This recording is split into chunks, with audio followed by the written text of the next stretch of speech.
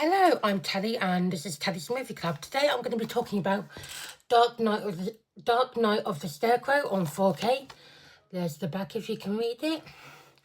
I checked this out the other day because I've had this for maybe about a month, and basically, Dark Night of the Scarecrow is about this child called Mary Lee, or Mary Lou, I can't actually remember, and her best friend Bubba, who is like, I think they said he's 34 years old, but he has the mind of a child.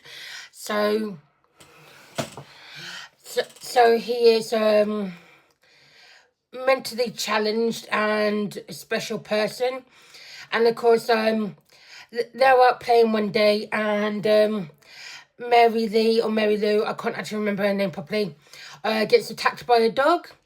And the sheriff of the town thinks Bubba did it, so he rounds up a posse of, vigilantes, and they they go after Bubba with hounds and guns and all that. So they get, because they just think he's a dangerous person, so they don't actually ask him or what happened. They just assumed that Bubba has attacked this girl and caused her gravest injuries.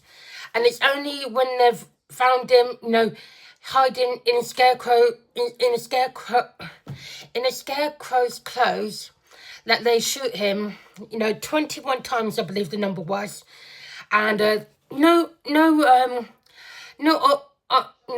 answer to what happened, while you're hiding and all that. They just shoot him straight out. And then obviously his lawyer, Bubba's lawyer, was, is basically getting told, well, there's no evidence to support, your side of the story, but we'll believe in these other guys, but the guys that have shot Bubba and murdered him, basically. So the story picks up after Bubba's death and lawsuit. And basically, Bubba has now turned into this killer scarecrow who goes after the people that have wronged him. He just turns up one night, in the field and starts killing everyone that murdered him. And of course, the little girl knows what's exactly going on because Bubba's telling her everything that happened.